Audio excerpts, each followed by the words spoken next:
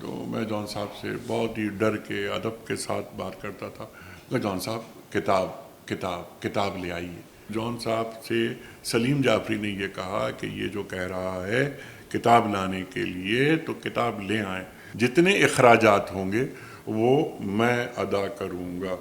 اب اخلاق صاحب مسئلہ کیا ہو گیا؟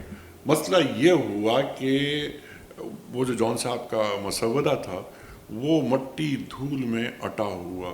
اس پہ کئی سال اس خادم نے لگائے. جون صاحب نے کہہ دیا تھا کہ اس کتاب میں کوئی غلطی نہیں جائے گی, اور جو شاید کا دیباچہ ہے, کیا کمال کا مارکت العرا دیباچہ, اس دیباچے میں انہوں نے 2 جگہ میرا ذکر کیا.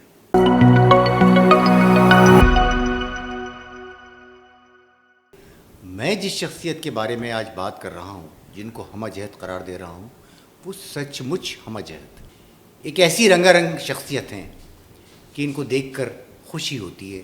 ہمارے دوست بھی ہیں اور اس ملک کے بہت سے لوگوں کو رہنمائی بھی فراہم کرتے ہیں. ہمارے ساتھ آج کے مہمان ہیں انیق احمد صاحب.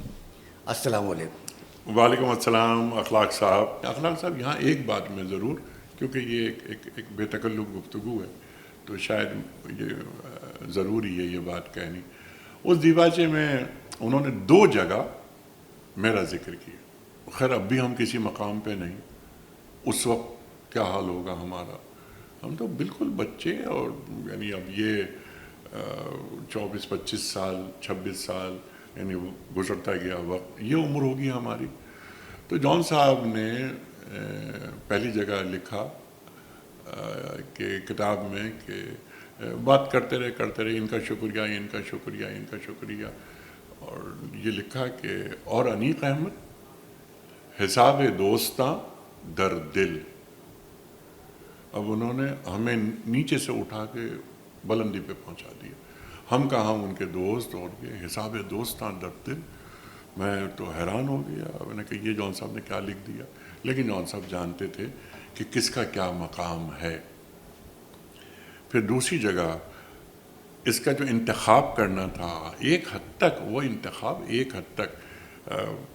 یعنی اب جون صاحب کے اشعار کی تعداد 1,00,000 سے زیادہ تھی, 1,00,000 سے زیادہ. اب اس میں سے انتخاب کرنا, پہلی کتاب آ رہی ہے تو پہلی کتاب کا انتخاب بڑا مشکل کام ہوتا ہے. تو وہ آپ ظاہر ہے آپ جانتے ہیں. تو اس میں ہم نے انتخاب کیا, لیکن اتنا بڑا کام ہمارا نہیں تھا کہ ہم کتاب کو منتخب کریں, کون سی غزل کہاں رکھنی ہے, کون سی نظم کہاں رکھنی ہے, وغیرہ وغیرہ. اور جون صاحب نے لکھا کہ یہ تمام کام ہو گیا. پھر اس کو جو فائنل کیا اس کتاب کو, وہ میں نے اور انیق نے کیا.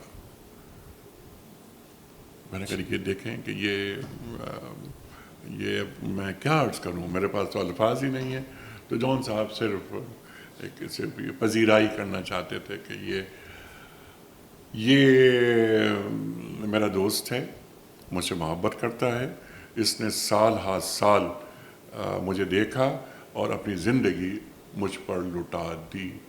جون صاحب سے میں ایک بات یہ عرض کرتا تھا, وہ خاص مواقع ہوتے ہیں, وہ جو شربت جس کا استعمال وہ بے دریغ کرتے تھے, تو میں ان سے یہ کہتا تھا کہ آپ کسی چھوٹے آدمی کے سامنے ہاتھ نہ پھیلایا کریں.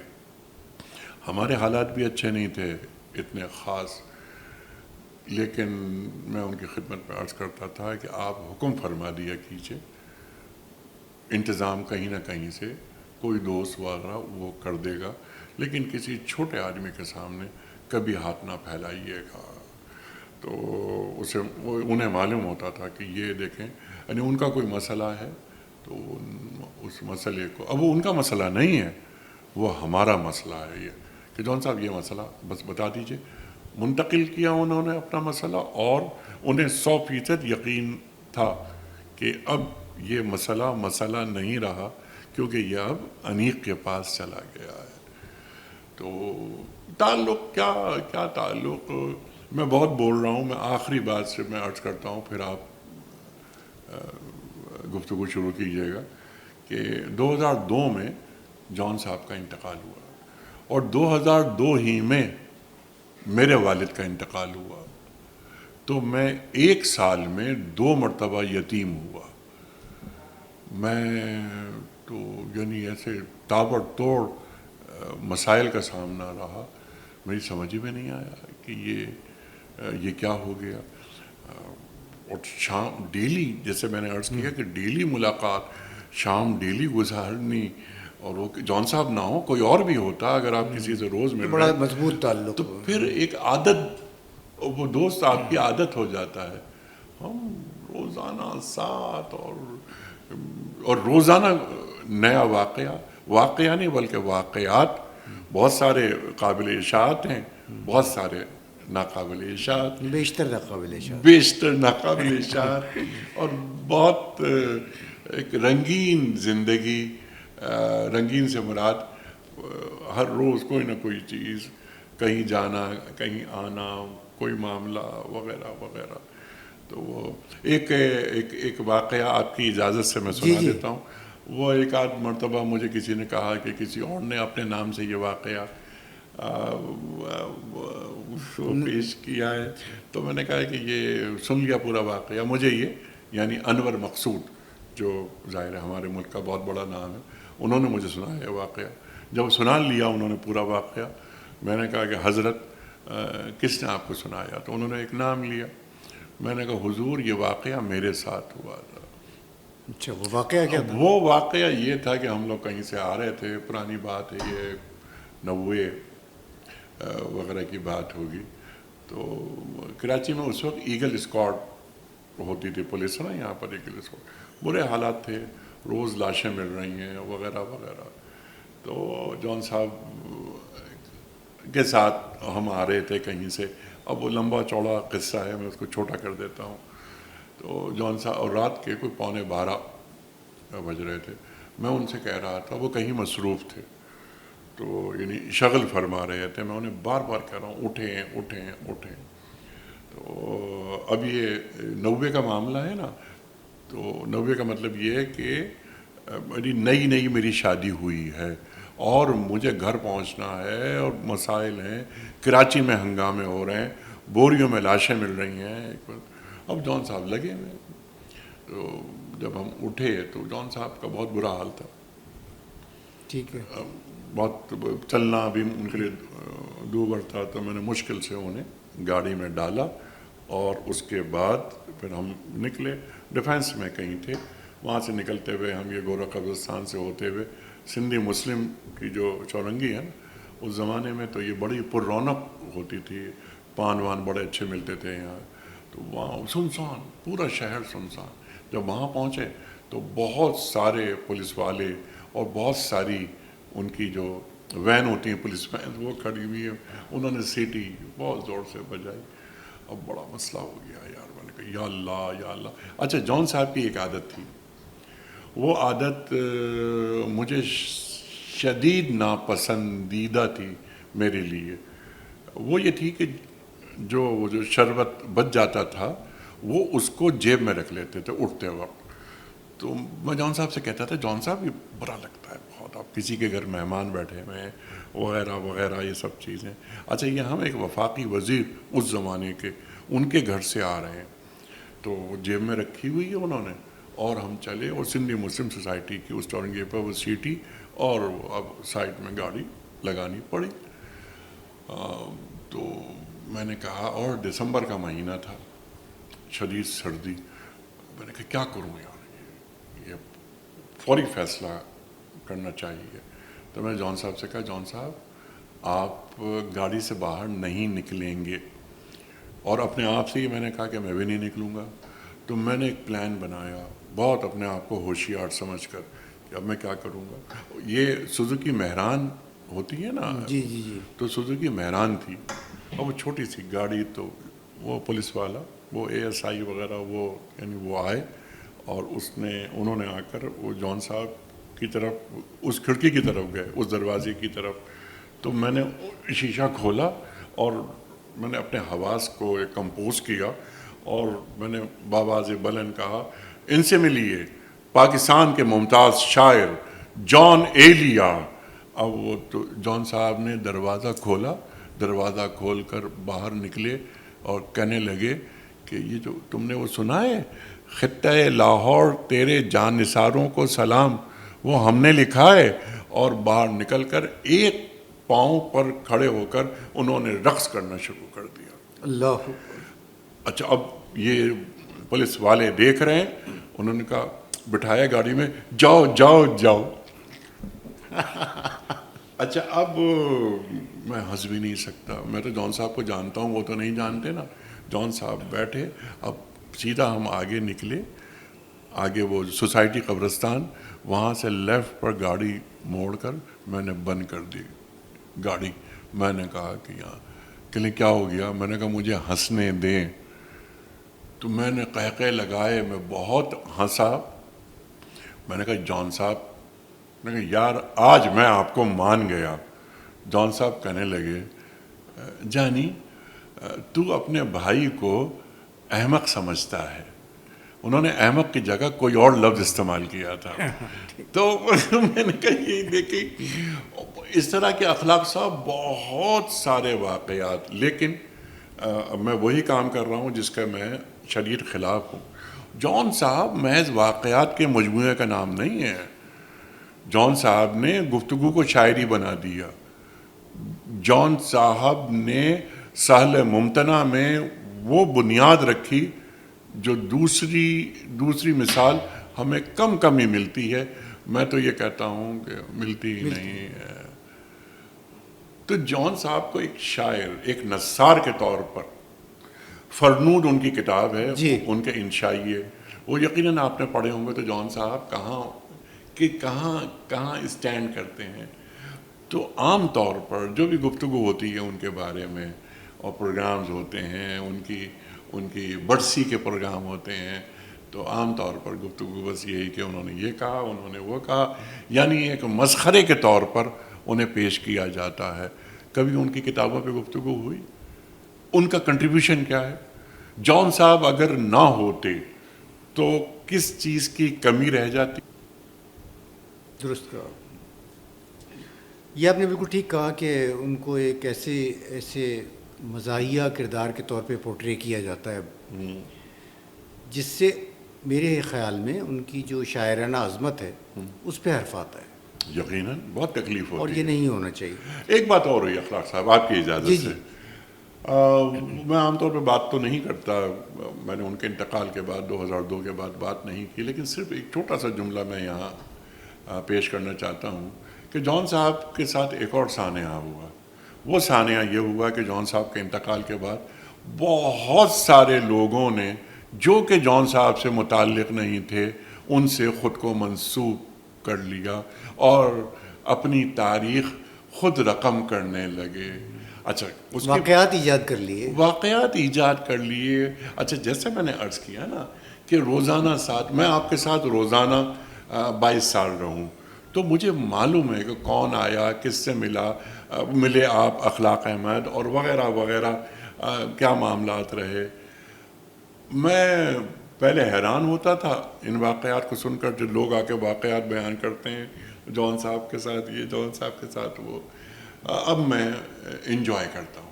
اچھا انیق صاحب، یہ تو ایک آپ کی شخصیت کا وہ پہلو ہے جو کم لوگ جانتے ہیں، اور ہم نے آپ کو چھیڑا ہی اس لیے تھا کہ آپ کچھ کہیں، کچھ اپنے بارے میں بتائیں، اپنی زندگی کے بارے میں، یہی شعر و ادب کے بارے میں، جون صاحب کے بارے میں، اور بہت لوگ ہیں جن کے بارے میں بات ہو سکتی ہے.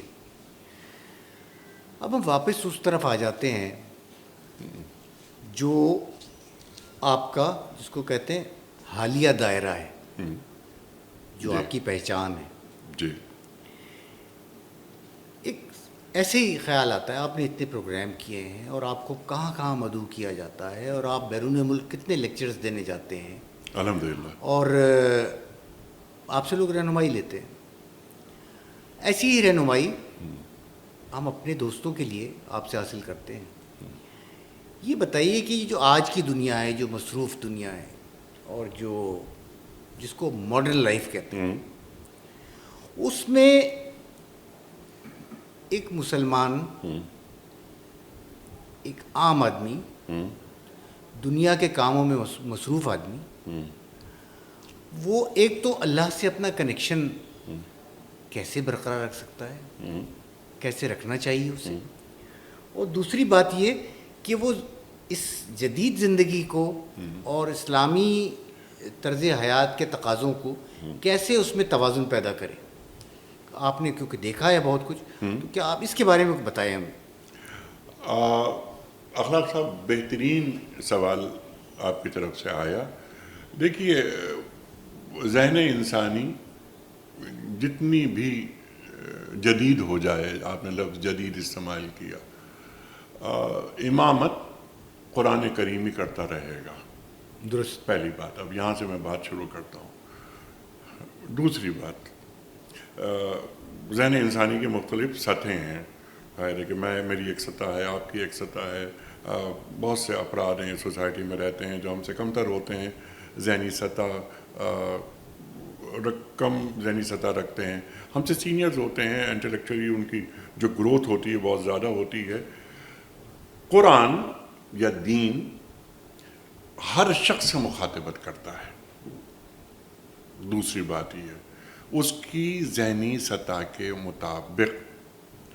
سرکار دو عالم صلی اللہ علیہ وآلہ وسلم کے پاس یہ جو دیہاتی ہیں، کھیتوں میں کام کرنے والے، وہ بھی تشریف لاتے تھے، اور نجران کے علماء بھی تشریف لاتے تھے، یہودی علماء بھی تشریف لاتے تھے. بہت سے یہودی علماء مسلمان ہوئے تو سطحیں مختلف ہو جاتی ہیں. ایک اور مثال میں دیتا ہوں. قرآن فرماتا ہے یا ایھا الذین آمنوا اتقوا اللہ حق تقاتہ ولا تموتن الا وانتم مسلمون. اے لوگو جو ایمان کے دعوے دار ہو، اللہ کا تقوی اختیار کرو جیسا کہ اللہ کا تقوی اختیار کرنے کا حق ہے. لیکن قرآن نے زندگی ہماری آسان کر دی، کیونکہ اللہ ہم سے زیادہ جانتا ہے.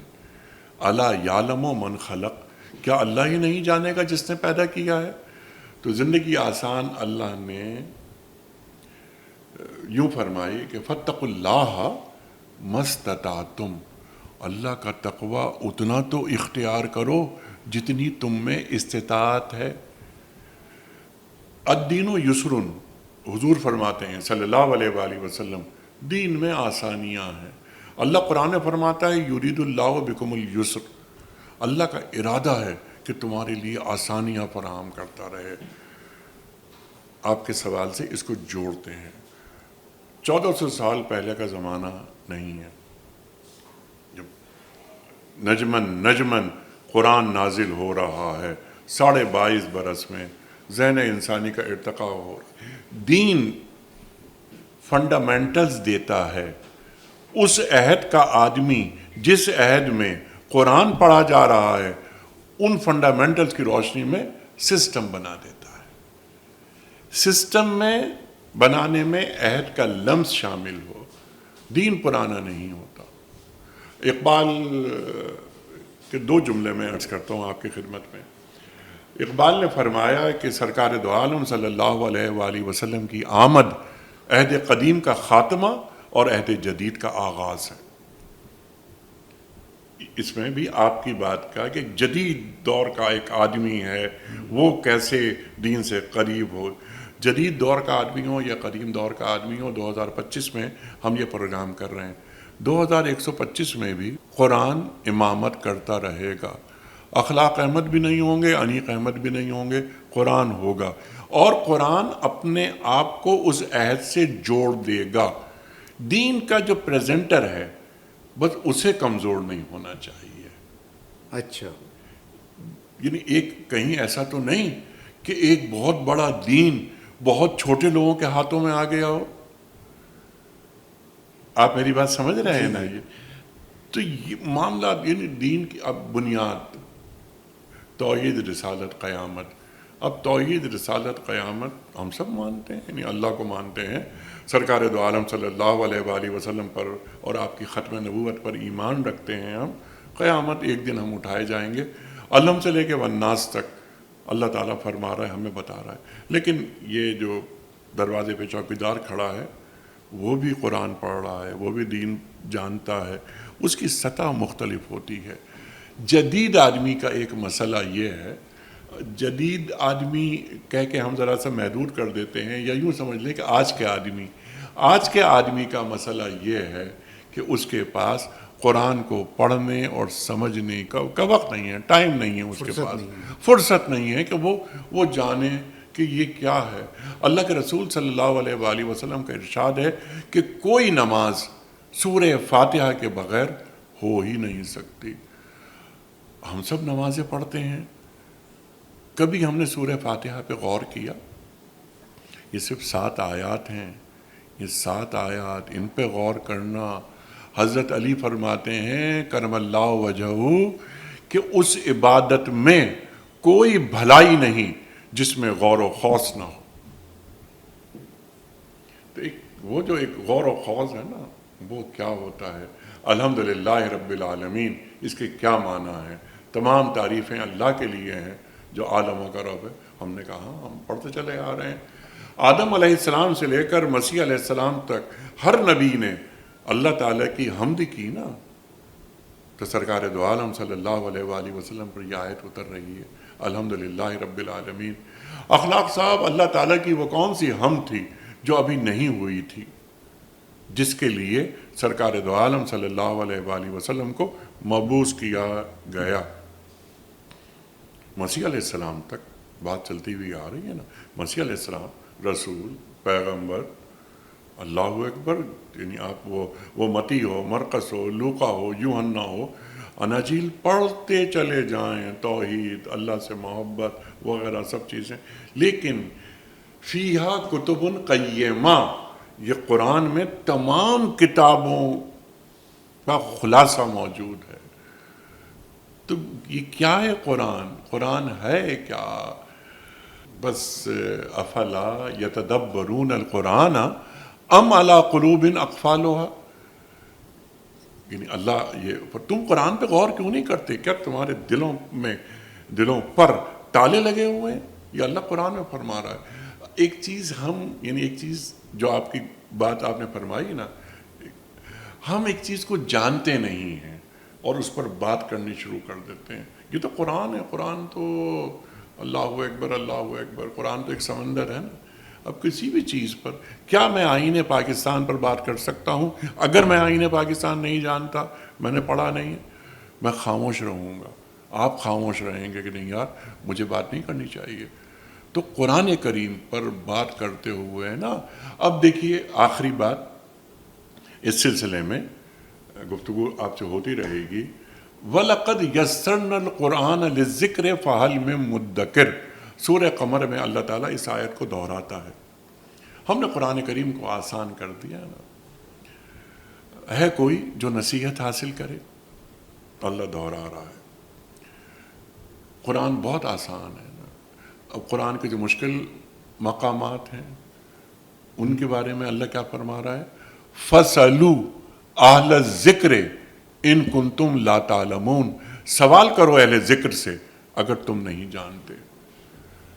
تو وہ کون سے سوالات ہیں، کون سی باتیں ہیں؟ قرآن کھلتا کیسے ہے؟ سینہ روشن کیسے ہوتا ہے؟ والذین جاہدوا فینا لنہدینہم سبلنا، جو ہماری طرف آنے کے لیے مجاہدہ کرتے ہیں ہم ان کے لیے راستے کھولتے چلے جاتے ہیں۔ سورہ عنکبوت کی آخری آیت اللہ یہ فرما رہا ہے۔ تو قرآن ہر دور کے لیے ہے، وہ جدید علوم رکھتا ہو یا قدیم علوم رکھتا ہو، یعنی ہدی للمتقین بھی ہے، ہدی للناس بھی ہے۔ شہر رمضان الذی انزل فیہ القرآن ہدی للناس، تمام انسانیت کے لیے ہے۔ اب یہ جو میں اسی لیے یہ بات کرنا چاہ رہا تھا جی، کہ ایک توازن جو ہے وہ ایک آدمی پیدا کرنا چاہتا ہے، رابطہ کرنا چاہتا ہے، قرآن سے ہدایت لینا چاہتا ہے، لیکن بعض اوقات وہ آسانی ڈھونڈتا ہے، غور و خوض کا، جو آپ نے بہت اچھی بات کہی کہ غور کرنا۔ اور اچھا یہ بتائیے کہ ایسے ہی معاملات کے لیے دیکھیے ہم سب رہنمائی حاصل کرنا چاہتے ہیں، کہیں نہ کہیں سے سیکھنا چاہتے ہیں، یہ عادت ہوتی ہے۔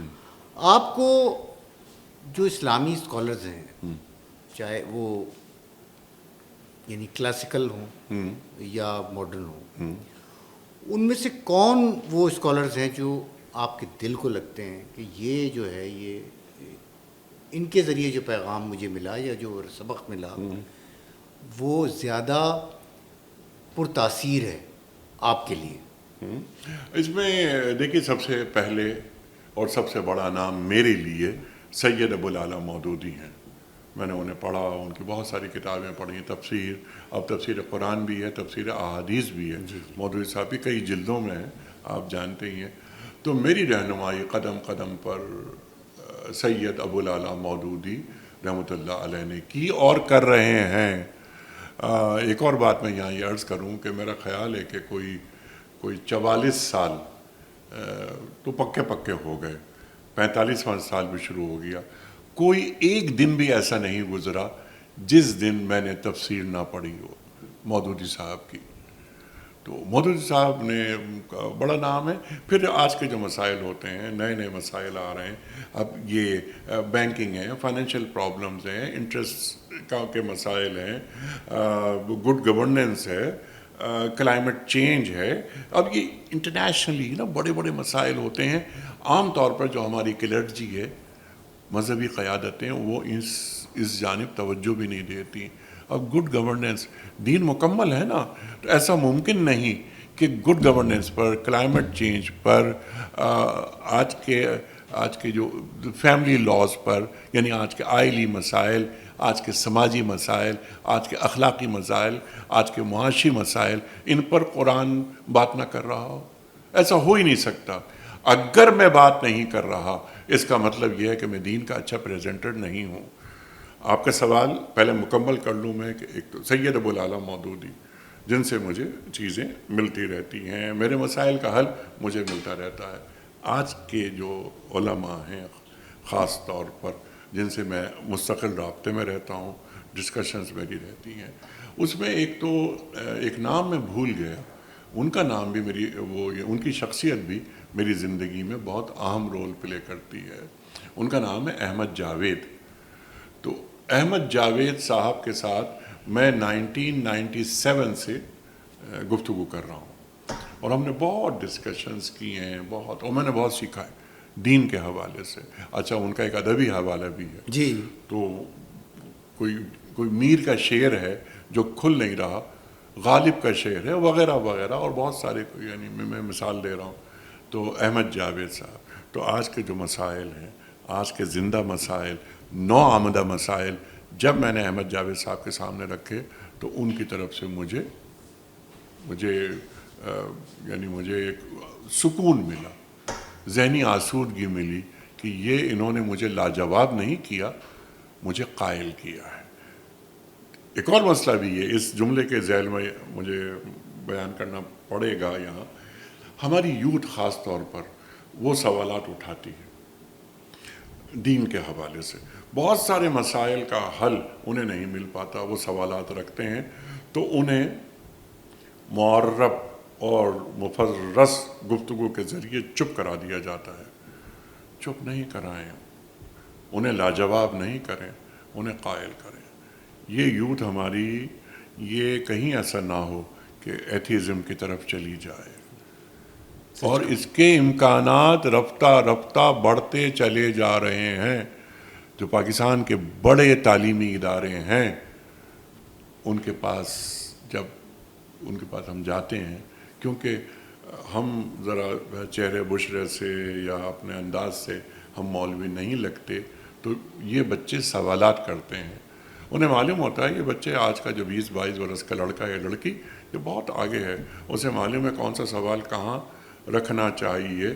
ان کے مطابق بہت سارے سوالات ایسے ہیں ہمارے پاس جن کا بوجھ آج کے اہل علم برداشت نہیں کر سکتے، یا سکت ہی نہیں ہے ان کے اندر ہماری باتوں کا کہ جوابات دیں. تو اصل چیز یہ ہے کہ یہ جو بچے اور بچیاں ہیں ہمارے، یہ مسلمان بچے اور بچیاں ہیں، ان کو قرآن کریم کے ذریعے قائل کیا جائے اور قرآن کریم کو عہد سے جوڑ دیا جائے. عہد کا لمس ساتھ ساتھ چلے. انہیں بتایا جائے دلائل کی بنیاد پر، دماغ کی قوت پر، پھیپڑوں کی قوت پر نہیں کہ بیٹا یا بیٹی قرآن کو اس انداز سے دیکھو. ایک کام اور یہ ہمیں سکھایا احمد جاوید صاحب نے. انہوں نے یہ سکھایا کہ جب کوئی بچہ یا بچی سوال لے کر آئے تو اس سوال کو پہلے بڑا کرو اسی کے سامنے. اچھا تم یہ پوچھنا چاہ رہے تھے, اچھا تم یہ پوچھنا چاہ رہی تھیں, تو سوال کو بڑا کیا, اسے بتایا بٹوین دا لائنز کے سوال ایسے کیا جاتا ہے اور سوال کا قد کیسے بڑا ہوتا ہے. اب جب آپ نے سوال کو کھولا تو وہیں 50% تو جواب اسے مل گیا. اس کے بعد آپ اس کو دلیل کے ساتھ اور بہت ہی ٹھنڈے مزاج کے ساتھ, اپنائیت کے ساتھ, خیر خواہی کے ساتھ اس تک بات پہنچا دیں, آپ کو کامیابی ملی ہی ملی. اچھا یہ ایک آپ واقعی وزیر رہے مذہبی امور کے, ایک حکومت کے یعنی جس کو کہتے ہیں نا اقتدار کے ایوانوں میں آپ ٹہل لیے, آپ نے دیکھ لیا بہت کچھ جی, اور اس کے بعد اپنا کام پھر شروع کر دیا. جی. اب میں آپ سے یہ پوچھتا ہوں کیونکہ اس وقت آپ جو مذہبی امور کے واقعی وزیر تھے, جی, تو آپ صرف اسلامی امور کے واقعی وزیر نہیں تھے, ٹھیک ہے نا, تمام مذاہب جی ہاں, جو پاکستان میں ہیں ان کا معاملہ تھا آپ کے ساتھ. ایک بات تو یہ بتائیے کہ کتنی ضرورت ہے پاکستان جیسے ملک میں جہاں یہ کہا جاتا ہے کہ انتہا پسندی بھی, مذہبی انتہا پسندی بہت زیادہ ہے, تو کتنا ضروری ہوتا جا رہا ہے ایک تو انٹرفیتھ ڈائیلاگ, بہت زیادہ, دوسرے مذاہب سے مکالمہ کرنا اور کنسٹرکٹیو مکالمہ کرنا. دوسری بات یہ کہ اس دوران آپ کو یہ بھی اندازہ ہوا ہوگا, دوسرا سوال ہے ساتھ ہی یہ کہ پاکستان کے بارے میں اور اسلام کے بارے میں بیرونی دنیا میں بہت سے مسکنسیپشنز ہیں جو بڑھتے جا رہے ہیں. بالکل. تو ان کا مداوع کیسے ہو؟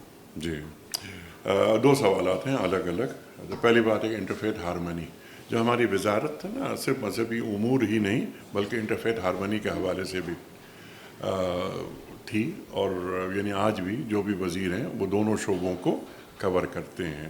انٹرفیتھ کے حوالے سے بڑا کام کرنے کی ضرورت ہے, اب بھی ہے, کام ہو رہا ہے, لیکن مسکنسیپشن جیسا آپ نے کہا پھیلے ہوئے ہیں پاکستان کی حد تک. پہلے ہم پاکستان کی بات کر لیتے ہیں. دیکھیے ابھی کوئی 2 سال پہلے جڑاں کا واقعہ ہوا جس میں چرچز کو جلا دیا گیا وغیرہ وغیرہ, ہوتے رہتے ہیں واقعات. اس سے پہلے شانتی نگر کا واقعہ ہوا, انٹیریئر سندھ میں ہندوؤں کے ساتھ پریشانیاں بہت ہوتی ہیں اور وہ لوگ کہتے رہتے ہیں. کلیئرٹی نہیں ہے, یعنی ایک غیر مسلم جو پاکستان میں رہتا ہے اس سے اقلیت خود کو سمجھنا ہی نہیں چاہیے, بلکہ اخلاق صاحب اقلیت کا لفظ ہی نکال دینا چاہیے. اچھا, آپ بھی پاکستانی ہیں, میں بھی پاکستانی ہوں, یعنی میں مسلمان پاکستانی ہوں, کوئی ہے میرا دوست جو مسیحی ہے وہ غیر مسلم پاکستانی ہے, بس ٹھیک ہے اس میں ہم. لیکن میں تو ایک بات یہ عرض کرتا ہوں کہ ہمارا جھنڈا ہے نا, تو اس جھنڈے میں ایک تو یہ تو وائٹ حصہ جو اقلیت کا ہے وہ جیسے میں نے عرض کیا کہ نہیں ہونا چاہیے, لیکن ہے. تو اب جب ہے تو کیا کرنا چاہیے, یہ بتانا چاہیے کہ دیکھو تم اتنے اہم ہو کہ تمہارے بغیر ہمارا جھنڈا مکمل نہیں ہوتا. ایک یہ پیغام جائے, جیسچر جائے, صرف زبانی کلامی بات نہ ہو. قرآن کی تھوڑی سی بات کر لیتے ہیں. اس میں قرآن کیا فرما رہا ہے انٹرفیتھ ڈائیلاگس کے حوالے سے, مسلمان اور غیر مسلم کے حوالے سے, کہ تعالوا الی کلمۃ سواء بیننا و بینکم الا نعبد الا اللہ. آؤ جو کامن چیزیں ہیں نا, کون اہل کتاب کہ تم آؤ, جو کامن چیزیں ہیں چلو اس پہ تو اشتراک کر لیتے ہیں نا. تو جسے ہم کہتے ہیں پرامن بقائے باہمی, تو پرامن بقائے باہمی شروع میں بات ہو رہی تھی کہ انسان کا مقام, انسان کی حیثیت. میرا اور غیر مسلم کا سب سے بڑا شرف یہ ہے کہ ہم دونوں انسان ہیں، اللہ نے ہمیں انسان پیدا کیا ہے، نمبر 1۔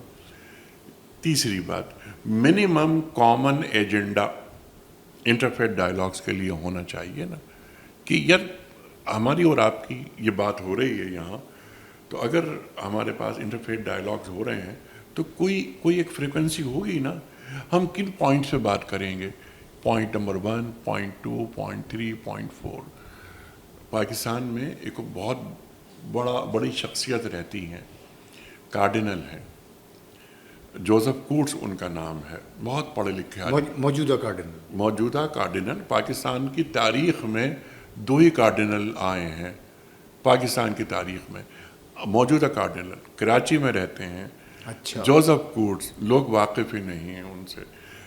دنیا میں 133 کارڈینلز ہیں، وہ ان کارڈینلز میں سے 133 میں سے ایک پوپ منتخب ہوتا ہے۔ اچھا، تو یہ جاتے ہیں، ایک کمرے میں بیٹھتے ہیں، اور جب تک یہ نیا پوپ منتخب نہیں کرتے اس کمرے سے باہر نہیں نکلتے۔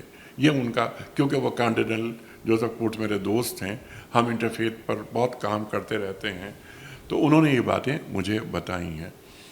تو یہ جو جوزف کوٹس ہیں، اتنی بڑی شخصیت کراچی میں ہیں، ان کے ذریعے ہم پاکستان میں رہنے بسنے والے مسیحیوں اور مسلمانوں کو قریب کریں۔ کام ہو رہا ہے، ایسا نہیں کہ بالکل نہ ہو رہا ہو، ہم بھی کر رہے ہیں انٹرفیتھ کے حوالے سے کام، لیکن پبلک پرسپشن، یعنی گاؤں گوٹھ وغیرہ کے اندر کیوں نہیں یہ بات ہو رہی ہے کہ یار یہ انسان ہیں، ان کا خیال رکھا جائے۔ ان کا خیال ایک مسلمان سے زیادہ ہمیں رکھنا چاہیے کہ ان کے اندر اس ہمارے اخلاقی رویے کی وجہ سے دین پہنچایا جا رہا ہے ان کے اندر، اور انہیں معلوم ہو کہ یہ مسلمان تو کتنے اچھے ہوتے ہیں اور یہ ان کا کردار کتنا شاندار ہے۔ عدم تحفظ کا احساس غیر مسلموں کو پاکستان میں نہیں ہونا چاہیے، لیکن اب تک یہ بات یعنی ایک عقیدہ نہیں بنی۔ اس کو پھیلانا چاہیے، اس بات کو، اور یہ دین کا تقاضا ہے۔ لیکن ایک بات یہاں پر عرض کروں، ایک چیز آپ نے دیکھی ہوگی، آ رہی ہے آج کل میڈیا میں بہت زیادہ، ابراہیمک اکارڈ، وہ ایک سیاسی معاملہ ہے کہ اس میں ایسا نہیں۔ اچھا، انٹرفیتھ ڈائلاگ سے مراد یہ ہے کہ میں آپ کے دین کو قبول نہیں کر رہا، نہ آپ سے یہ چاہتا ہوں کہ آپ میرے دین کو قبول کریں، لیکن ہم پرامن بقائے باہمی کی بات ہوتی ہے نا، ہم لا الہ الا اللہ محمد رسول اللہ کے ماننے والے ہیں، ہمارا ایمان ہے، اس پر کمپرومائز نہیں ہو سکتا۔ لیکن لائک ابراہیمک اکارڈ، کہ ابراہیم علیہ السلام کو سب مانتے ہیں، تو تینوں جو مذاہب ہیں، یعنی ہمارا تو ان الدین عند اللہ الاسلام، ہمارا دین ہے اور اللہ کا منتخب کردہ دین ہے، اس دین کے علاوہ کوئی دین قبول نہیں کیا جائے گا، یہ قرآن بیان کر رہا ہے۔ ہم اپنے دین پر قائم ہیں، کسی سیاسی حکمت عملی کے نتیجے میں تینوں درست نہیں ہو سکتے، جو کہ ایک سیاسی چال کے طور پر عرب دنیا میں متعارف کروا کر پورے عالم اسلام کو خاص طور پر اس جانب دھکیلا جا رہا ہے۔ اچھا، آپ بہت سے علماء سے گفتگو بھی کرتے رہتے ہیں، جی بہت سے آپ کے دوست بھی ہیں، جی یقیناً، اور آپ مختلف فرقوں کے علماء سے بھی جی ہاں، مخاطب ہوتے ہیں۔ یہ بتائیے، میں اکثر سوچتا ہوں کہ جب ان علماء کے درمیان کوئی رائے کا اختلاف ہوتا ہے تو آپ اس کو کیسے ہینڈل کرتے ہیں؟ بہترین سوال آپ کی جانب سے آیا۔ اخلاق صاحب، بائنڈنگ فورس کیا ہے؟ قرآن۔ آپ قرآن پر گفتگو کریں اور کروائیں، اتنا سا بھی مسئلہ نہیں ہوگا۔ جب مسلک پر بات ہوتی ہے نا، تو مسلک کو تو فائدہ پہنچ جاتا ہے، قرآن کو نقصان پہنچتا ہے۔ تو ہماری پوری گفتگو ہمیشہ سے، پہلے پروگرام سے لے کے آج جو میں نے پروگرام کیا، اس میں بھی فوکس کیا ہم نے، وہ صرف قرآن پہ کیا۔ اور وہی بات جو میں ابھی کہہ چکا ہوں کہ یہ قرآن کی آیت ہے. شان نزول کیا تھا اس آیت کا؟ لمحے موجود میں اس آیت کے تقاضے کیا ہیں؟ آپ کو قرآن پر گرفت ہے، آپ قرآن کریم جانتے ہیں، آپ کے اندر علم موجود ہے، تو آپ بات کریں گے. جتنے میرے مہمان ہوں گے، مسلک کی طرف کوئی نہیں جاتا، اس لیے کہ آپ مسلک کی طرف ہم انہیں جانے ہی نہیں دیتے کہ جناب والا یہ قرآن یعنی ایک ایک آیت، اور یہ ایک آیت پہ بات کرنا، قرآن پر بات کرنا کیا معمولی بات ہے؟ اس کے لیے تو کوئی کم از کم 15-20 تفاسیر پڑھ کر بیٹھنا پڑتا ہے. تو جب علمی سطح بلند ہوتی ہے اور قرآن پہ بات ہوتی ہے تو کسی بھی قسم کا اختلاف نہیں ہوتا. ایک آخری سوال. ارشاد. دین میں آج کی دنیا میں اجتہاد کتنا ضروری ہے؟ کیا ممکن ہے؟ اور کیا وہ پرانے تصورات سے متصادم تو نہیں ہوگا؟ 100% ضروری ہے، ممکن ہے، پرانے تصورات سے متصادم کبھی نہیں ہوگا. اقبال کا ایک جملہ ہے، ہر مسلمان کو چاہیے کہ وہ دنیا کے ہر علم کو مسلمان کرے. اب اس بات کو ذرا آگے بڑھاتے ہیں. پوری گفتگو جو ہماری آپ سے ہوئی کہ عہد کا لمس، دین کو جوڑنا، لمحے موجود سے جوڑنا، یہ پوری گفتگو ہوتی رہی. اجتہاد کیا ہے؟ فنڈامنٹلز کبھی تبدیل نہیں ہوں گے، قیامت تک کبھی تبدیل نہیں ہوں گے. ایک نیا مسئلہ، یعنی وہ مسئلہ فائننس سے متعلق ہو، سوشل ایشوز کے متعلق ہو، کوئی بھی مسئلہ ہو، اس کو مسلمان کیسے کیا جاتا ہے، بس اتنی سی بات ہے. یعنی منشائے رسول کیا ہے صلی اللہ علیہ وآلہ وسلم، اور مراد خداوندی کیا ہے. ایسا نہ ہو کہ میرے اجتہاد کے نتیجے میں منشائے رسول اور مراد خداوندی وہ تبدیل ہو جائے یا اس پر ضرب آئے. یہ نہیں ہے اجتہاد.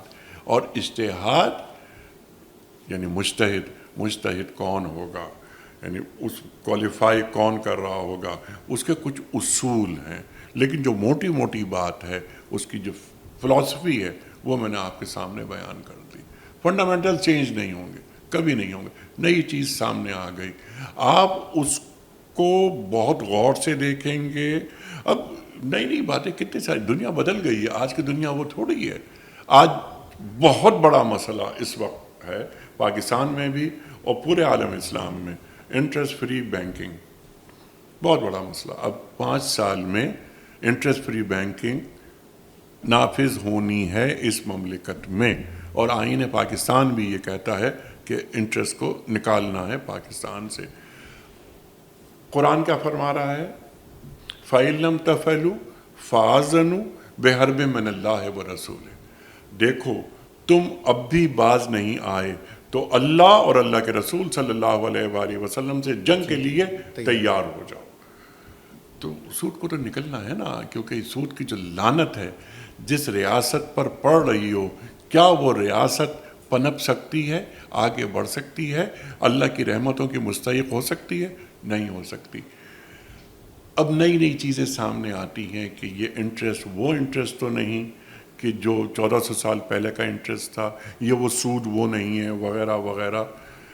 قرآن کیا کہتا ہے، دین اس سلسلے میں کیا فرما رہا ہے؟ سرکار دو عالم صلی اللہ علیہ وآلہ وسلم نے سود کے حوالے سے کیا فرمودات اس امت کے لیے دیے ہیں. تو ان کی روشنی میں یہ بینکنگ سیکٹر چلتا رہے گا. بینکنگ سیکٹر مسلمان کیسے ہوگا، یہ ہے سوال. اور کیا انٹرسٹ فری بینکنگ ممکن ہے؟ ہاں ممکن ہے، اور الحمدللہ بڑا کام اس سلسلے میں ہو چکا ہے. اس کے ساتھ ساتھ یہ تو میں نے ایک مثال دی. جی بہت سے شعبے ہیں بہت سے شعبے ہیں. ان شعبوں میں کیا دین کو باہر نکال دیا جائے؟ نہیں. کرنا فی بیوت کننا، عورتوں کے لیے بہترین مقام کیا ہے؟ ان کا گھر۔ قرآن فرما رہا ہے ایک عورت ہے جس کے شوہر کا انتقال ہو گیا ہے اور اس کو اپنی معاشی ضرورتوں کے لیے باہر نکلنا ہوگا، تو کیا وہ نہیں جائے گی باہر؟ بالکل جائے گی۔ اس کی حدود اور قیود کیا ہوں گی؟ حجاب۔ اب حجاب کے تعلق سے بہت ساری چیزیں آتی ہیں سامنے۔ اچھا، جس طرح کا حجاب تم چاہتے ہو ڈیفینیشن کے طور پر، ہاں کہ چہرے کا پردہ ہوگا یا نہیں ہوگا وغیرہ وغیرہ، ٹھیک ہے، تصورات مختلف ہیں، ہاں موجود ہیں، لیکن جتنا تم سمجھتے ہو اتنا حجاب تو کرو۔ تو دین ایک سنجیدہ معاملہ ہے، دین کھلواڑ کا نام نہیں ہے۔ تو پہلے دین کو اپنے اندر اتارا جائے، اور اس کے بعد جو آپ نے اجتہاد کی بات کی، اجتہاد تو بہت آگے کی چیز ہے، پھر جو نئے مسائل ہیں ان پر گفتگو کی جائے۔ اور الحمدللہ الحمدللہ الحمدللہ اس امت کے پاس اتنے روشن دماغ علماء، فقیہ، شیخ الحدیث موجود ہیں، مفتی صاحبان، کہ جنہوں نے بہت زیادہ کام کر لیا ہے۔ اس میں بہت بڑا نام فائننس کے حوالے سے خاص طور پر مفتی تقی عثمانی صاحب کا ہے، اور بہت سارے لوگ ہیں، مفتی نجیب صاحب ہیں، مفتی ارشاد صاحب ہیں، ڈاکٹر حبیب الرحمن عاصم ہیں، ڈاکٹر سرفراز آوان ہیں، ڈاکٹر حماد لکھوی ہیں۔ پاکستان، خاص طور پہ پاکستان کی بات میں کر رہا ہوں، ہم دنیا بھر میں جاتے ہیں، لوگوں سے ملتے ہیں اور ان علماء سے بات کرتے ہیں، بڑا کام اس پر ہو گیا ہے، امپلیمنٹیشن کی ضرورت ہے۔ بس اخلاق صاحب، آپ کی اجازت سے اقبال کا شعر، اور اسی پہ ختم کر دیتے ہیں کہ بھروسہ کر نہیں سکتے غلاموں کی بصیرت پر، کہ دنیا میں فقط مردان حر کی آنکھ ہے بینا، وہ مرد حر چاہیے ہمیں۔ درست کہا بھائی انیق صاحب، آج کی نشست جو ہے آپ کے ساتھ بہت عرصے بعد طویل نشست ہوئی، اور جو میں نے شروع میں کہا تھا ایک ہمہ جہت ہونے کا آپ کا معاملہ جو تھا، جو ہم چاہتے تھے کہ سب کے سامنے آئے، خوب آیا۔ میں آپ کا بہت شکر گزار ہوں، آپ کا شکریہ کہ آپ نے وقت نکالا۔ آپ کے پاس وقت بہت کم ہوتا ہے، اور آپ نے وقت نکالا، ہمارے لیے آئے اور ایسی پیاری باتیں کی۔ سبحان اللہ، بہت شکریہ۔